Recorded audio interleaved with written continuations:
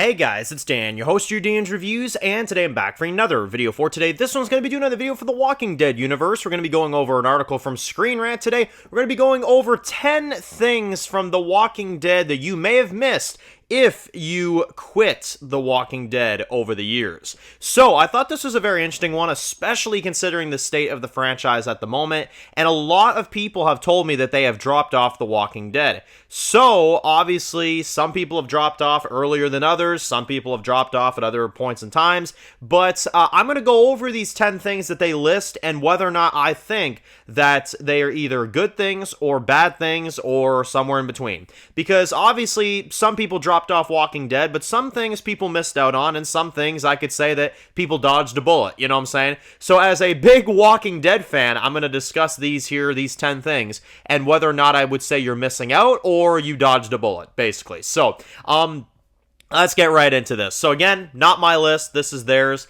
Obviously, you could list your top 10 down below, though, if you want to list things, that you think that Walking Dead fans have missed out on over the last few years that you think would be worth checking out. Or if you think that, no, a lot of people were right to drop off Walking Dead, that's totally fine. I get that opinion as well, too. I'm interested in seeing all the different perspectives. If you think that it makes sense to drop off Walking Dead, or if you think that, no, it's still worth it to be here now, in the state of the franchise, the way it's in, I'm interested in seeing your perspective of that. But let's go over their 10 things that they listed. So, first off, number 10, they put Gabriel's redemption arc. Massively agreed. This is a redemption that I think is so underrated. It is so slept on. I love Gabriel's character. I love what they've done with him. I especially love how they bookend his character at the end of 11/24, letting the innocent people into the Commonwealth gates and risking his life to do that for others, when at first he hid like a coward and locked his congregation out of the church.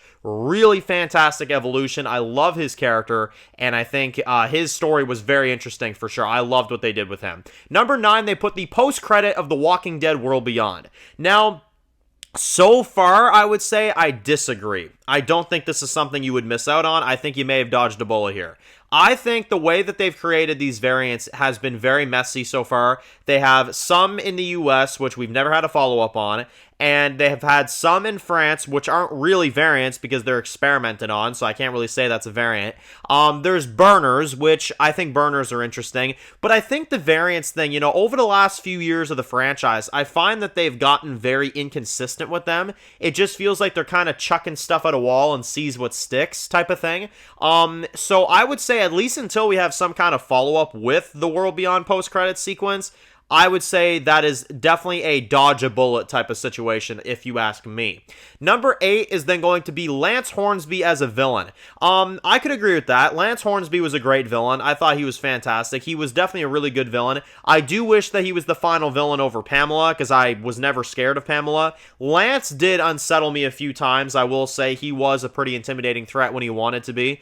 And I think that was the fun of him. You love to hate him type of thing. So I can understand that for sure. That's definitely an understandable mention. And again, Josh Hamilton did a fantastic job as Lance too, so there is that to take into consideration, of course. Now, number 7, they put finding out what A's and B's mean. Now, yes, I would say it is good, but at the same time, A's and B's have a different meaning in World Beyond and in The Ones Who Live. So you could also say it's kind of inconsistent with what they're doing. They have different meanings, but I get what they're saying. At least getting an answer on that, getting an answer on what that means, whether you think that the World Beyond version or the Ones Who Live version is the correct version of the A's and B's, because they are listed as different things. I still think that is really cool. Yes, I think that's awesome that we got that information, especially from Okafor when he gave that breakdown to Rick and, Pearl Thorne. I almost forgot her name there. Pearl Thorne. But yeah, number 6 is then new Walker variations. I could definitely agree with that, especially if they're talking about the Whispers, because the Whispers were a fantastic addition, especially when Rick left the show. I really enjoyed the level of creepiness that they brought to that group. I thought that they really made the show unsettling for a small time, and it really added to the danger of walkers. You couldn't just walk up to a walker and stab it in the head. You were having to look if they had a knife or something or some kind of weapon that this walker would stab you with, you know what I'm saying? And I think that's what made them so intimidating. And Alpha and Beta in general, as as a duo, I thought were definitely, bringing a new light to the show. And I got to admit, when they killed Alpha and Beta off, I definitely felt the weight of that. And I also felt the just kind of absence of an interesting threat once they were gone. I'm not going to lie to you. Especially when we had like the Reapers and stuff. It just didn't hit the same. The Whisperers were truly a golden era of The Walking Dead when Rick left, which is impressive because Rick wasn't in the story. But the Whisperers were just so good. They were awesome. I loved the story of them, and I thought they were great. Speaking of Rick, though, number 5, they put Rick Grimes' return. I would put that at number 1, people. I would put that at number 1.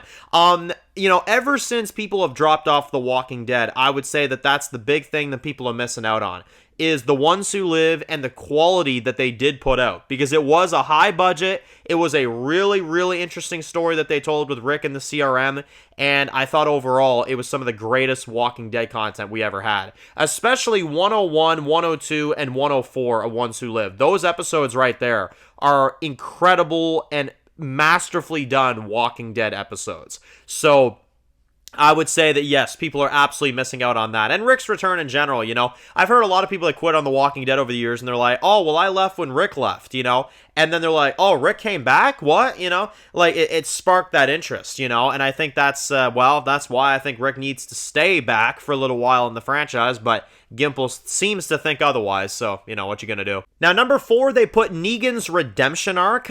Massively agreed. I mean, hell, we have a spinoff on it, for crying out loud. Like, that's still going on right now. Negan's redemption arc, I think, has been fantastic. I'm a little worried about them kind of jeopardizing it in Dead City, I'm gonna be honest, but I think they're doing a good job with it, and I think his redemption's been very good. It's one of the few characters that, especially when you watch 701, a lot of people quit the show because of what Negan did. You know what I'm saying? So seeing him get his own spinoff right now, hanging out with Maggie, yeah, that's an interesting thing right there. When you look at how far we've come with Negan's character, it's pretty damn insane, honestly. I can't lie.